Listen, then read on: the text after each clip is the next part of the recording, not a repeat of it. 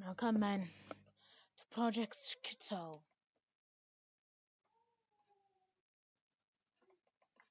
The first anything to pop up was the Atlantic Coonshouse Warriors, or Homo Atlanticus because they were descended from Homo erectus like the Floridians. About 12,000 years before Christ, they formed their empire here and would immediately start colonizing these areas. Yes, yes, and in just a few, Florida would by this point be controlled by a tribe of Native Americans who also believed in Druidism.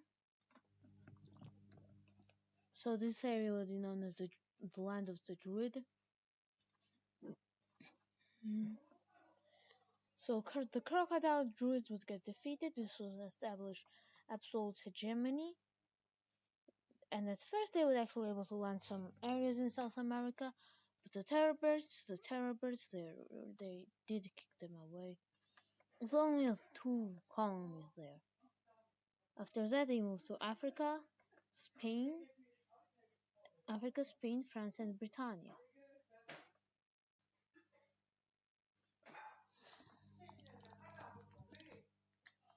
They would also colonize Hawaii for a few period, and also this area would become. By this point, the Atlantean Empire has caused very much war and devastation, and it began to deviate from the truth. The demon Poseidon would get control of Atlantis by taking over and building his own temple in Atlantis. This would also be known as the Bronze Phallus era, since these guys hadn't really discovered iron yet. We're still stuck in the Bronze Age with industrial weaponry, and so the Bronze Phallus was the current existence until some scientist up in New Guinea develops the Iron Phallus. The Iron Phallus, the Bronze Phallus is replaced by the Iron Phallus, a smaller but more protective area stored in an archive instead of the Temple of Poseidon. And by this point, the Homo Atlantis, which really just started out as a smarter Homo erectus with fins for some reason, would also suffer from an inside out where Isle of Atlantis and some areas up in the colonies would become the corrupted lands. The corruption would also have massive spread in the Gold Coast due to its riches in gold. On Gotham, to the Samal people of Flores would establish the Kingdom of the Dwarves, or the Kingdom of the Dwarves around this period would establish the slave kingdoms, and eventually they would become strong enough to battle the Athenians. And where did they battle specifically? Jerusalem, of course. An Athenian exploration fleet also would decide to move into the Mediterranean and would settle a bunch of land here. This would anger the Floresians, which basically didn't know the Athenians existed, so this would cause the Floresian-Athenian War. At first, Flores would actually be able to nuke the Athenians into oblivion, but the Athenians would actually be able to strike back through some aid from hell.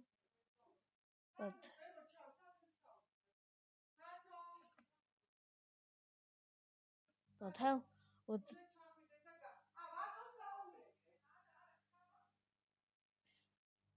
but hell would do but hell wouldn't really able to give some aid, so eventually the Atlantis would actually stabilize. This would become a trench war and would cause this area to get completely obliterated. Now, of course, as we're talking about the corruption, the war would actually cause the corruption to spread to the entirety of the world. entirety of the civilized non-sapient world. No, no, not Homo sapient world.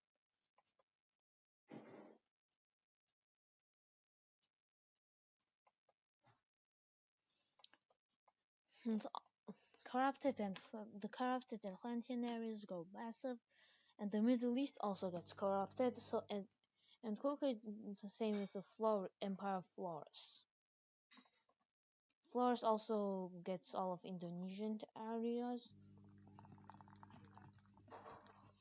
The Empire of Flores and Atlantis would constantly have bad relations and go to war with each other. And the terror birds were everywhere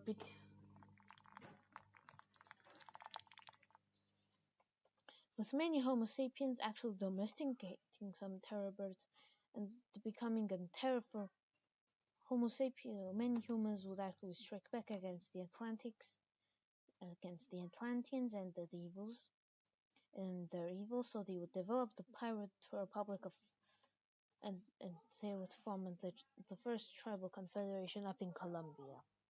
And remember, this is alternate history, not real history. This is an alternate history of the entire world and also very schizo, so let's continue.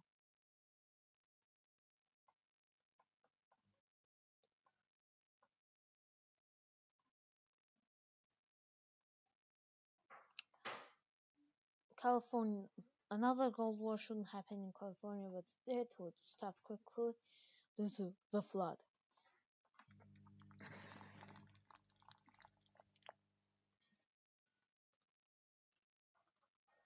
The flood would cause the wiping out of all civilizations during this period.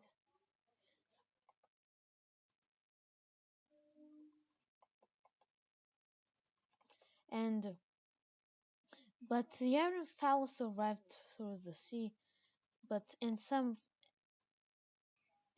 fragments of the temple, and Poseidon fled from his temple of evil. The fleeing of Poseidon would cause a new beginning for Earth. Some Celtic colonizers would discover the iron phallus, and the corruption would start again. This time not with Poseidon, but with Slanesh. They would build this Slanesh a different temple, and these Celtic explorers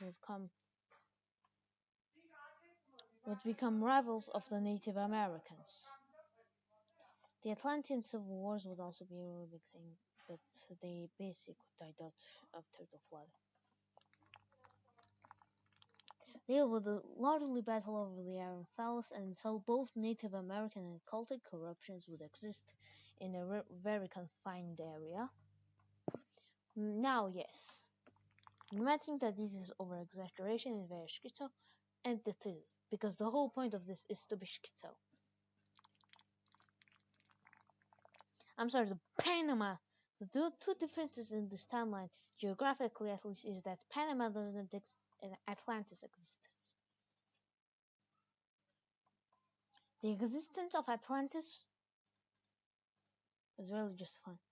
Basically, we just and I basically just made Homo erectus survive in Atlantis. I guess that was basic. Okay, you get it now. Homo erectus stayed isolated in Atlantis because it being in the middle of the Atlantic. Atlantis would become its own Homo Atlanticum, and this time we're moving to the Middle East, the beginning of civilization itself. Around this area, but this time we're actually going to have a different. The first actual difference here than like the small geographical differences, since this is a timeline where a bunch of different shenanigans and weird things happen. Well, basically, Sargon of Akkad, the descendants don't make his empire go to ruin. And they're going to represent a Sargon of Akkad, the Akkadians, with a title, Akkad. They would also really quickly develop a rivalry with the Egyptians over the Levant trade routes. Not the Levant itself, its trade routes currently, because the Egyptians are too isolationist and too smug to do anything else. About the time of the Middle Kingdom, the Egyptian kings moved up into the Nile after the death of the Old Kingdom, and by this point, the Hatti are also forming up here. The Elamites are currently the same with the Elamites. They are basically and the New Sumeria, which is formed after a bunch of Sumerians fled one of the Akkadian persecutions, and the New Sumeria, somewhat called the Sealand, because of its very good connections with the sea. Also, the Indus civilization would exist. Speaking of the Hatti, since they were the European,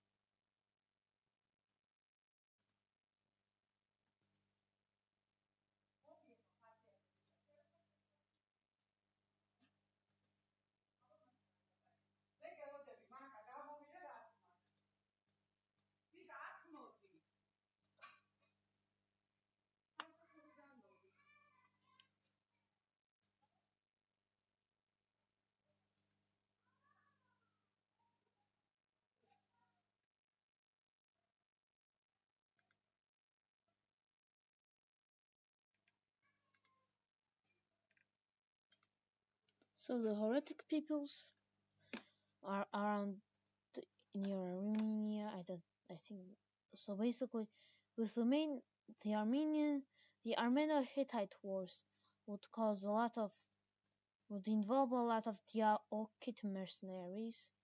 So the Diaochi decided to do what the Germanics did to the Romans and move into Armenia, a better civilization than them, conquer it, establish the Diaochi civilization, while the Eastern Armenian Empire moves in and becomes a mountainous rival to Diaochi, which and after this Caucasus is formed, it quickly expands to Iberia as there is no other place to expand and fights and retakes the old Diaochi homeland. Around this period, some Diaochi also flee causing the establishment. This would cause the Caucasian migrations, where the Dobrujan kingdom is established. Some Proto-Circassians also settle in modern day the Istanbul, founding these kingdoms. Another group would also become pretty well integrated with Slavs, and they would become the ancient peoples of. They would become Dabeti,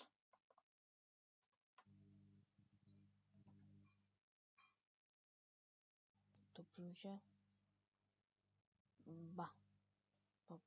Bobial. Not Babial, that stupid name.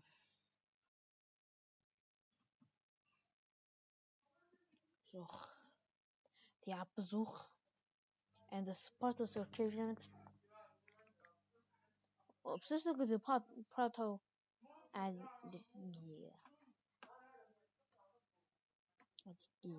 This would establish the kingdom of Adigea, the kingdom of Caucasus, the kingdom of Diaochi,